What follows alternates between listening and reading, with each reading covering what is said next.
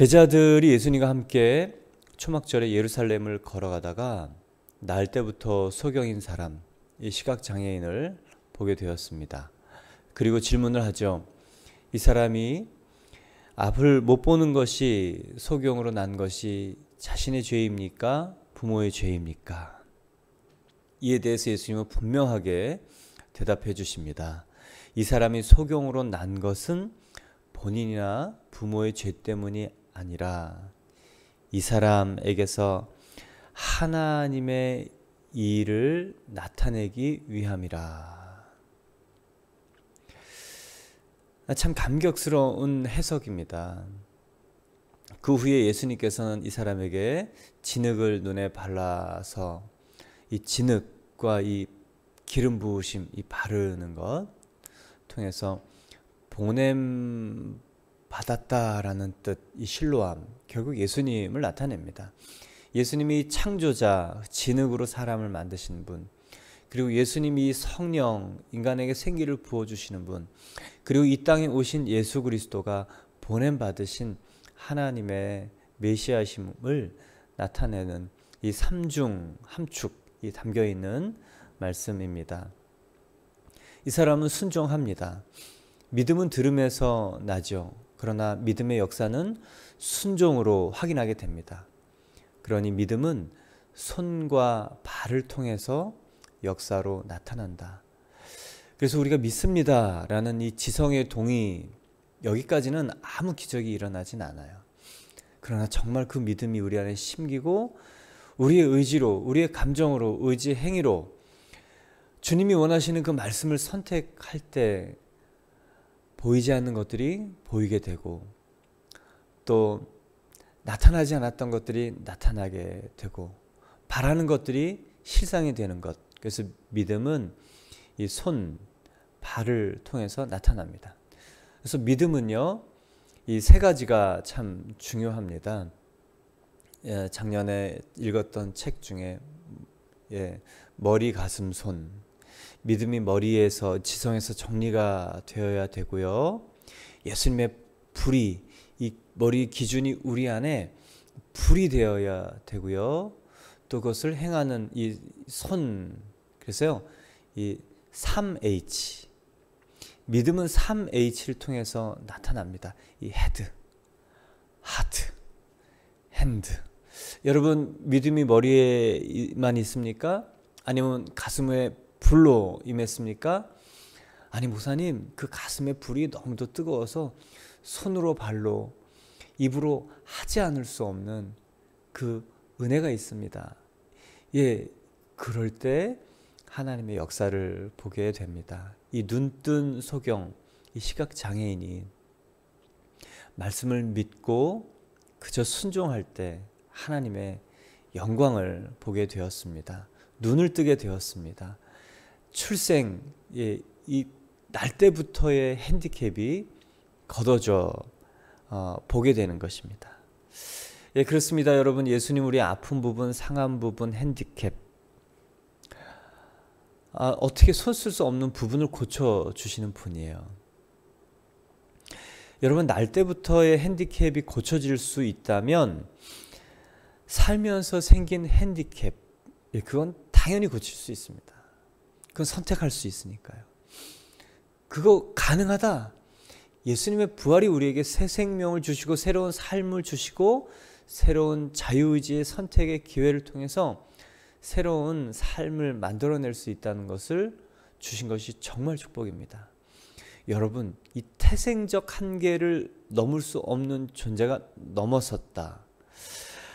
출생의 한계를 고쳐주셨다는 의미는요, 존재적 한계가 터졌다는 거예요.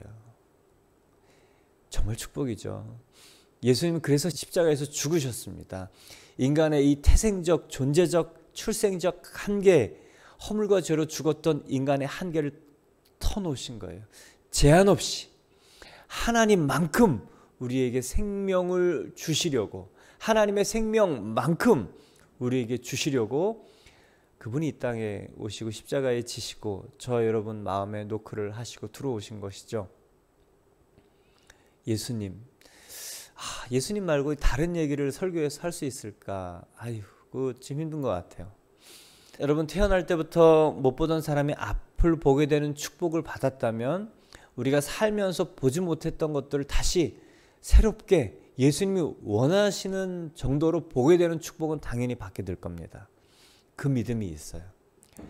그 믿음이 저 여러분 안에 더 넘쳐나서 다른 사람들이 안 보이는 것 저 여러분이 보인다.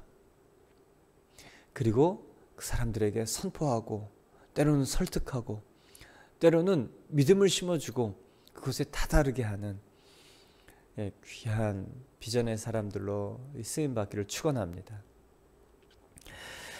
이 사람을 통해 하나님의 하시는 일을 나타내려 하심이라. 이것만큼 감격적인 말이 있을까?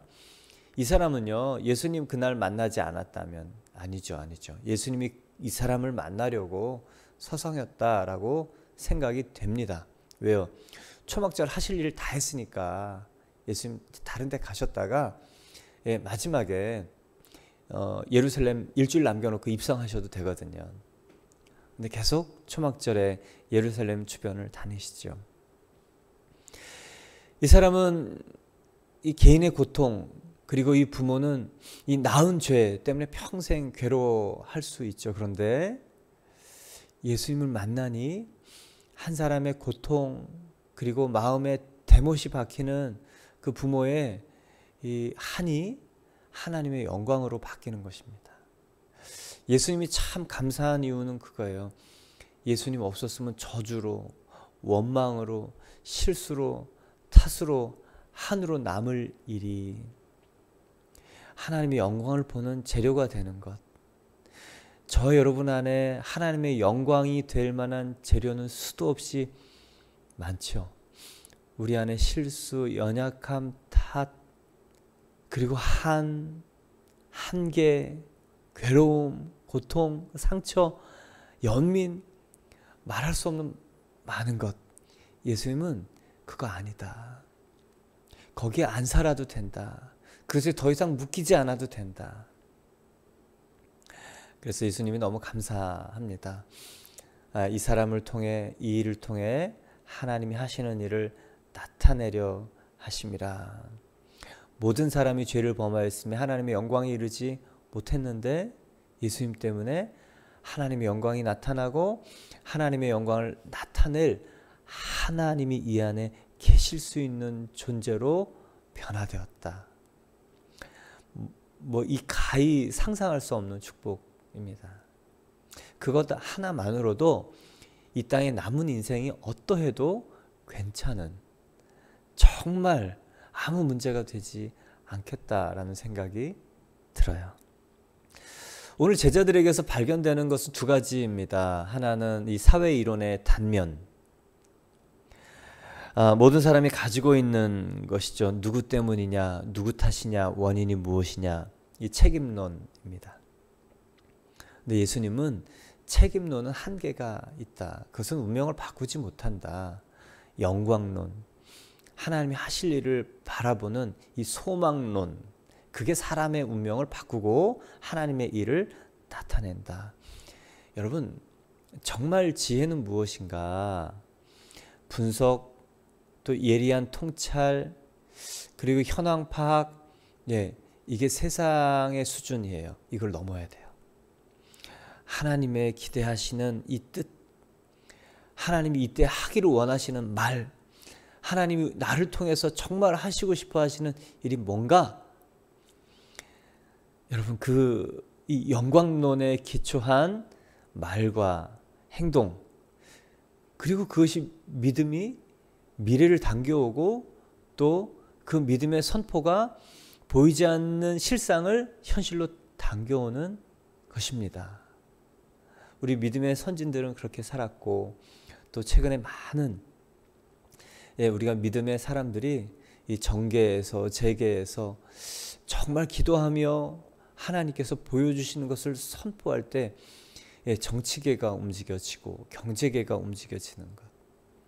너무 놀라운, 역시 하나님이 주관자시다라는 것을 믿는 사람을 통해서 나타나시는 것이죠. 예, 여러분 그 믿음이 우리 안에 뭉게뭉게 차올라서 선포할 때, 하나님의 영광을 바라보는 눈으로 선포할 때 그렇게 될 줄 믿습니다. 또한 제자들에서 발견되는 두 번째는 예수님의 제자라면 어떤 질문을 할 수 있어야 하는가예요. 삶의 희노애락의 여러 모습과 이 믿음이라는 주제와 연관된 질문을 할 수 있어야 진짜 제자다. 물론 이 제자들은 그 당시의 세계관, 이 죄론, 책임론에 근거한 고통, 인과율에 기인해서 질문을 했지만, 다른 한편으로는 한 사람의 고통과 아픔과 이 까닭모를 고난에 대한 예수님의 새로운 해석, 이 삶의 희노애락에 대한 예수님의 새로운 해석에 대해서 기대하고 물었다, 이렇게 생각할 수가 있습니다. 정말 예수님의 제자라면 우리 삶의 주변에 그냥 그러려니 했던 그 일이 믿음과 어떤 연관이 있는가를 물을 수 있어야 진짜 제자고, 그렇게 문제 제기를 하는 사람을 통해서 하나님의 답이 새롭게 떠오른다. 결국 인생은 어떤 일이 일어났느냐 보다 그 일을 어떻게 해석하느냐에 따라서 전혀 다른 결과를 나타냅니다. 제자들은요, 인과율, 누구의 죄이냐. 그러나 예수님 그렇게 답을 주시지 않았어요. 하나님의 영광을 나타내기 위함이다. 너무 다른 결과가 나오죠. 이스라엘 역사에도 그건 너무도 다릅니다. 10명의 정탐꾼, 우리는 그들의 밥이다, 메뚜기다. 그러나 이 두 사람의 동일한 사실을 목격하고 서로 다른 해석, 그들은 우리의 밥이다, 하나님이 줄로 재어준 구역 반드시 주실 것이다. 해석의 차이가 열매의 차이를 만듭니다. 또 있어요. 2m 80이 되는 싸움의 달인 골리앗이죠. 많은 사람이 2m 80의 골리앗을 볼 때는 거대한 전사로 봤어요. 도저히 이길 수 없는 단단한 높은 벽. 그런데 다윗이 볼 때 2m 80의 거구는 대충 던져도 맞을 수 있는 큰 표적, 그냥 대강 던져도 맞힐 수 있는 큰 표적. 해석의 차이는요, 심리, 마음, 담대함, 용기, 마음가짐을 바꾸게 하죠. 결국 다윗의 믿음과 해석이 맞았어요. 예, 그동안 연마한 이 물맷돌 던집니다. 예, 크니까 대충 던져도 맞는 거죠. 그러나 하나님이 그와 함께 계셔서 정확히 여기 정수리 사이에 딱 맞죠. 삶은 어떤 일이 있느냐보다 더 중요한 것은 어떻게 해석하느냐입니다. 예수님은 그 해석을 바꿔줄 사람들을 찾고 계셔요. 예수님 자체가 해석을 다르게 하는 분이기 때문에. 그리고 예수님이 오셔서 계속 가르치셨던 이유는 사람들이 가지고 있던 기준과 해석력을 높여주신 겁니다. 차원이 다른 해석을 해주시는 것이죠. 한 사건, 일들이 그냥 우리의 마음에 어려움이고 힘들고 상처가 되는 것은 고난이 해석이 안 될 때예요. 근데 여러분, 그 안에 믿음이라는 프리즘, 그게 딱 들어가면, 해석이 바뀌면, 마음이 바뀌면 고난이 고난으로 남아있지 않고 하나님의 영광의 재료가 된다. 여러분, 이 환경 탓, 주변 탓, 그리고 부모 탓, 운명 탓, 핑계, 여기서 이 영광론, 예수 그리스도가 있기 때문에 우리는 모든 것이 가하고 그분이 우리를 통해 행하실 일을 기대함으로 하나님의 일이 나를 통해 나타낼 것이다. 진짜 축복, 진짜 우리 인생에 대한 해석의 축복, 영광론입니다. 그러니 책임론의 한계, 이 사람들은 이 잘잘못이 분명하고 시시비비가 분명한 세상에서 살기를 원하지만 결국 그 답은 이 세상의 이 3차원적인 일밖에 안 돼요. 하나님의 더 큰 세상, 이 하나님의 영광의 세상이 있다. 그 영광의 세상에서 살아라. 그 영광이 나타나고 머물게 하는 사람이 되어라. 눈을 바꾸고 입술을 바꾸고 말을 바꾸고 해석을 바꾸고. 그러려면요, 여러분, 믿음이 있어야 돼요. 왜 그러냐? 사람들은요, 다들 자신이 경험한 한계 안에서 해석을 합니다. 그러니까 그 해석은요, 자기의 경험을 넘어서지 못해요. 근데 성경은 어떤 책이냐? 모든 인간의 해석과 그것을 새롭게 바라보게 하는 하나님의 해석이 있어요. 하나님의 해석과 하나님의 한계를 넘어선 그 경험들이 축적된 책이 바로 성경입니다. 성경은 인간의 경험을 넘어선 하나님의 일들이 쏟아져서 정리돼서 있기 때문에요. 우리가 해석력을 높이려면 성경 보면서 그 경험이 우리에게, 나에게 가능하다. 사람으로서는 할 수 없을 때 하나님으로는 가능하다. 그 믿음으로 이 성경을 보는 것이고, 그 경험 자체가 우리의 경험이다. 왜요? 이 성경은 개인에게 한 사람 누구에게나 주시는 책이기 때문에 그렇습니다. 그래서 해석의 한계를 어떻게 넘을 거냐, 경험의 한계 때문에 생기는 해석의 한계를 어떻게 넘을 거냐, 성경에서 예수님이 하신 일, 하나님이 하신 일을 보면, 여러분, 우리 100년밖에 살 수 없는 인간의 한계, 그리고 그 100년씩 4,000년이 축적된 인류의 한계, 뭐 6,000년이라고 얘기해도 됩니다. 그게 그냥 단숨에 넘어서게 되는 하나님이 인간을 향한 일들의 축적, 이 성경, 또 그것이 우리에게 축복인 줄 믿습니다.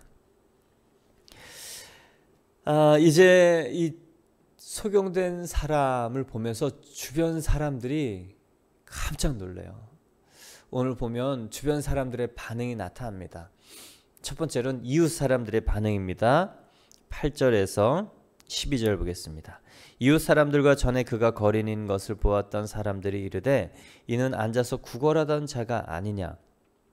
어떤 사람은 그 사람이라 하며 어떤 사람은 아니라 그와 비슷하거늘 자기 말은 내가 그라 하니 그들이 묻되 그러면 내 눈이 어떻게 떠졌느냐. 대답하되 예수라 하는 그 사람이 진흙을 이겨 내 눈에 바르고 나더러 실로암에 가서 씻으라 하기에 가서 씻었더니 보게 되었노라. 그들이 이르되 그가 어디 있느냐 이르되 알지 못하노라.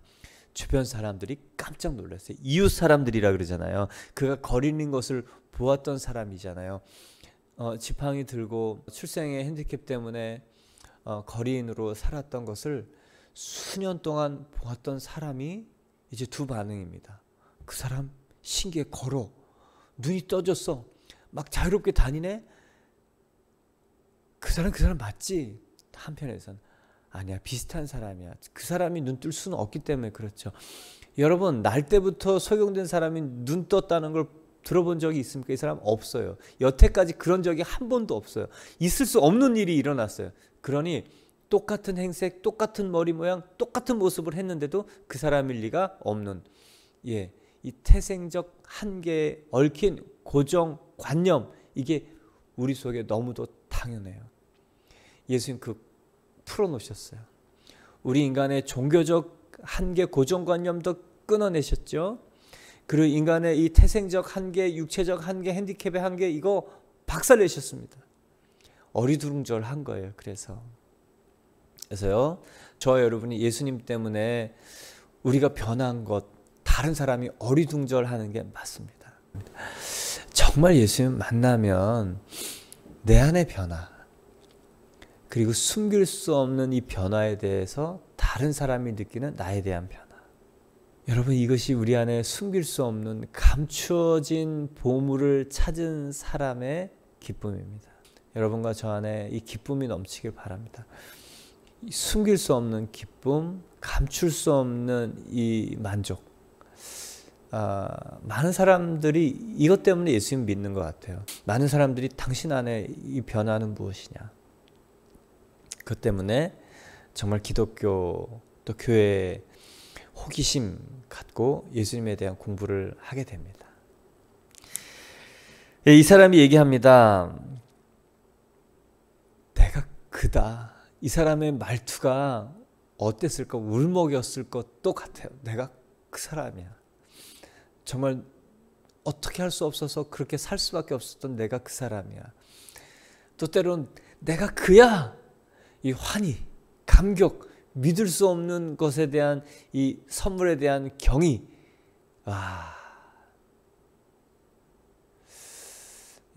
예수님이 일하시는 이 사역의 현장을 보면서 그 사람들의 눈물 속에 담겨 있는 그 경이로움, 그리고 믿을 수 없는 눈앞에 일어나는 현실, 자기를 찾아오시는 예수님에 대한 이 감격, 그리고 그 오랜 세월의 한이 한꺼번에 엉겨서 뒤엉겨 나오는 그 눈물.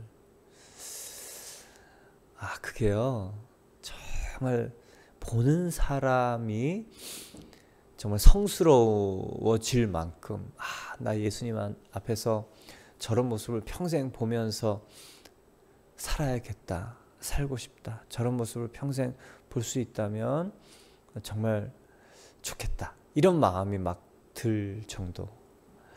한 사람 한 사람 인생, 좀 귀하지 않은 인생이 어디 있습니까? 그 사람 한 사람이 희노애락 속에 담겨 있지 않은, 애환이 없는 사람이 누가 있겠습니까? 그것을 꺼내고 또 바꾸시는 그 예수님, 그리고 그것을 경험한 사람, 그리고 그것을 목도하고 있는 사람, 진짜 놀랍죠. 그 사람이요, 그냥 사실대로 그냥 담백하게 그 사람 어딨냐? 모른다. 모르면 모른다. 그런데 자기에게 일어난 일은 분명하게 얘기해요. 예수를 하는 그 사람이 나에게 진흙을 바르고 실로암 못갓에 가서 씻으라 해서 그냥 했는데 보게 됐다. 여러분, 기적은요, 역사는요, 예수님 말씀하신 대로 그냥 순종하면 돼요. 행하면 돼요. 나만 장군 기억나시죠? 문둥병에 걸렸어요. 그래서 용한 사람이 있다고 찾아서 이스라엘에 왔어요. 근데 이 선지자가 그냥 요단강에 가서 씻으라 그래요.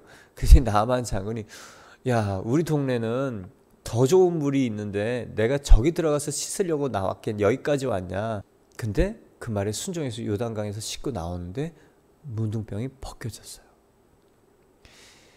기적은 순종을 통해서 나타납니다. 믿음은 들음에서 생기지만 믿음은 순종을 통하여 역사가 됩니다. 이 사람이요, 그냥 순종의 사람이었어요. 핸디캡이 있으면 순종할 수 있을까요?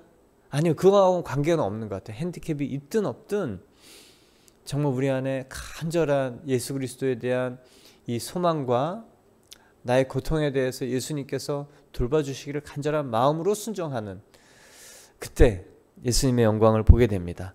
이제 13절에서 17절에 주변의 사람들이 바리새인들에게 데려갑니다. 바리새인들의 반응이 있습니다. 그들이 전에 맹리였던 사람을 데리고 바리새인에게 갔더라. 예수께서 진흙을 이겨 눈을 뜨게 한 날은 안식일이라. 그러므로 바리새인들도 그가 어떻게 보게 되었는지를 물으니 이르되 그 사람이 진흙을 이겨 내 눈에 바르매 내가 씻고 보나이다 하니, 바리새인 중에 어떤 사람은 말하되 이 사람이 안식일을 지키지 아니하니 하나님께로부터 온 자가 아니라 하며, 어떤 사람은 말하되 죄인으로서 어떻게 이러한 표적을 행하겠느냐 하여 그들 중에 분쟁이 있었더니, 이에 맹인되었던 자에게 다시 묻되 이 사람이 내 눈을 뜨게 하였으니 너는 그를 어떠한 사람이나 하느냐? 대답하되 선지자니이다 하니, 사람들이 이 눈뜬 소경을 바리새인들에게 데려가며 두 가지 이유 때문에 그래요. 바리새인들은 과연 어떻게 이 일을 해석할까? 이 일을 어떻게 설명해낼까? 또 두 번째, 안식일 날 예수님이 이 사람의 눈을 고친 거에 대해서 불편한 마음으로 바리새인들은 무엇이라고 얘기할까? 데려갑니다. 그랬더니 바리새인들이 어떻게 보게 되었는지 묻고, 눈뜬 사람이, 이 예수라는 사람이 진흙을 바르고 씻으러 갔더니 눈을 떴다. 그때 바리새인들이요, 정말 눈도 깜짝 안 하고 이런 얘기를 합니다. 안식일을 지키지 아니하였으니 하나님의 사람이 아니다. 천지개벽한 일인데 이건 남의 일이에요. 남이 아무리 죽을 일에서 살 일이 되었지만 복된 일이 자기한테는 아니에요. 그냥 그건 네 일이고 나하고는 상관이 없는 다른 사람의 행복이 전혀 눈에 들어오지 않는, 안식일을 지켰느냐 안 지켰느냐 오로지 그것에 관심이 있는, 다른 사람의 인생에 관심이 없고 오로지 자기들이 중요하다고 생각하는 율법을 어겼느냐 안 어겼느냐. 그러니 하나님 마음이 보일 수가 없죠. 하나님은 그 일을 지켰느냐 안 지켰느냐 보다 그 일을 왜 지켰느냐 왜 안 지켰느냐가 더 중요한 분이 하나님이세요. 그 마음의 동기와 목적을 더 중요하게 생각하세요. 정말 그 마음 중심 안에 하나님의 본뜻이, 하나님의 목적이, 하나님이 기대하시는 것이 있는가를 원하시는 분이시기 때문에 그렇습니다. 그러니 이런 실망스러운 반응을 하는 것이죠. 가끔 우리가 우리의 일에 너무 파묻혀 있어서 우리 자녀들이나 다른 사람이 정말 복된 일, 축복된 일, 기분 좋은 일을 막 와서 이렇게 얘기할 때 그래 축하해, 그러고 이제 내 일을 하게 될 때가 있죠. 내 일, 내 관심, 내 기준, 내 목표, 예수 그리스도가 오셔서 하신 일은요, 요거를 흔들어 놓고 나의 범위를 넓혀 놓고 우리의 범위를 확장시키고 하나님만큼 넓히시는 것. 그래서 예수님을 만난 사람들은요, 그 마음에 예전에 한두 사람 넣어놓고 살잖아요. 기껏해야 가족이잖아요. 그것도 직계가족. 형제는 없어요. 근데 직계가족 넣어놓고 살던 사람, 이제는 옆 사람, 옆에 있는 사람, 옆집 사람, 또 교회 꼴보기 싫은 사람, 또 오가다 만난 이 시장 상인, 또 정계에 누구 중보해야 될 사람, 많은 사람이 이 심령 안에 들어가 있게 됩니다. 예수님을 만난 사람들의 특징이 무엇이냐? 몇 사람이 이 안에서 사느냐, 몇 사람이 이 안에서 살 수 있느냐. 그 마음의 룸이 달라져요. 공간이, 마음의 자리가 확장이 됩니다. 자기 관심이 확장이 됩니다. 그래서요, 예수님은요, 이 마음 안에 모든 인류가 있기 때문에 와서 이 일들을 하시는 거예요. 수고를 하시는 거예요. 다른 사람이 이 마음 안에 있으면 일이 찾아지고 일을 찾아서 하고, 그 사람들을 마음 안에서 넣고 그 사람들을 이 마음 안에서 이 소통할 수 있는 그 소재의 일들을 찾게 됩니다. 여러분 안에 여태까지 했던 많은 경험들이 소재가 돼서 많은 사람들을 만날 수 있고, 또 접할 수 있고, 또 대화를 나누고, 또 그래서 어느 순간에 인격적인 관계가 되고, 또 자연스럽게 예수님을 소개하고, 때로는 단도직입적으로 예수님을 전할 수 있는 그런 관계, 소재가 우리 안에 풍성해서 그것이 엮여 나오기를 축원합니다. 이 기독교의 눈이라는 건 예수 그리스도의 눈이죠. 예수 그리스도가 저와 여러분을 볼 때 참 너 안에 수많은 재료들이 있는데 아쉽다, 이런 얘기가 아니라 너 진짜 기특하다, 훌륭하다, 그런 칭찬이 저와 여러분 가운데 있기를 축원합니다. 이 한 사람 한 사람, 이 사람 눈뜬 소경에게 물을 때마다 예수 그리스도에 대한 자신의 신앙 고백이 바뀌어요. 예수를 하는 그 사람이었다가요, 이제 바리새인이 물으니까 선지자라고 바뀌어요. 나중에 예수님을 만나서 대화할 때요, 32절에는 주여 내가 믿나이다, 이 큐리오스, 주로 고백하는 믿음으로 쑥 가요. 자기 인생의 그 한이 풀어지는 것, 그리고 그 한을 풀어내신 분이 하나님의 아들 하나님이신 것이 깨달아진 사람, 정말 그 믿음의 차원이 바뀌어 나가는 거예요. 뭐 생각만 해도 오늘 설교가 너무 감격적입니다. 감격적이에요. 그러나 주변 사람들, 믿지 않으려는 바리새인들의 반응 두 번째이고요. 이 세 번째는 부모의 반응입니다. 18절에서 23절. 유대인들이 그가 맹인으로 있다가 보게 된 것을 믿지 아니하고 그 부모를 불러 묻되 이는 너희 말에 맹인으로 났다 하는 너희 아들이냐? 그러면 지금은 어떻게 보느냐? 그 부모가 대답하여 이르되 이 사람이 우리 아들인 것과 맹인으로 난 것을 아나이다. 그러나 지금 어떻게 해서 보는지 또 누가 그 눈을 뜨게 하였는지 우리는 알지 못하나이다. 그에게 물어보소서. 그가 장성하였으니 자기 일을 말하리이다. 그 부모가 이렇게 말한 것은 이미 유대인들이 누구든지 예수 그리스도를 시인하는 자는 출교하기로 결의하였으므로 그들을 무서워함이러라. 그러므로 그 부모가 말하기를 그가 장성하였으니 그에게 물어보소서 하였더라. 부모 안에는 이 갈등이 있는 거예요. 분명히 우리가 낳은 아들이고 핸디캡이 있는 아들이고, 근데 눈을 떴고, 그런데 이 권력은 그것을 말하지 못하게 하고. 여러분, 이 살면서 이런 이 이율배반적인 모순적인 상황이 우리에게 많이 있죠. 아직 이 사람은 아들의 기적이에요. 자기의 기적이라면 이렇게 얘기하지 않습니다. 물론 감사한 일이지만 아직 예수 그리스도가 하신 일은 이 부모 자식지간 혈연지간에도 다를 수가, 받아들이는 것이 다를 수가 있지요. 이 사람은, 소경된 사람은 앞뒤 없이 사실대로 얘기합니다. 선지자다, 그리스도다, 예수다. 왜요? 자기 인생 운명을 바꿨으니까. 그래서요, 예수님을 개인 만나는 것이 중요합니다. 이 부모에게는 이런 갈등이 있습니다. 시간이 좀 필요한 사람도 있어요. 그러나 갈등은 우리에게 오셔서 하나님이 하시는 선물입니다. 목사님, 저희 안에 이 재정적인 갈등이 있고 또 인간 관계적인 갈등이 있고 또 때로는 이 건강 갈등이 있고 직업의 갈등이 있습니다. 괜찮아요. 갈등은요, 하나님이 우리를 하나님의 영광으로 이끌어갈 좋은 재료예요. 단 우리가 하나님이 어떻게 해가실 것을 기대하고 그 일 선택할 때입니다. 그 일을 바라볼 때입니다. 그리고 그것을 믿고 걸어갈 때입니다. 해석을 바꾸고 걸어갈 때입니다. 그리고 이 세상에 많은 갈등하는 사람들이 있어요.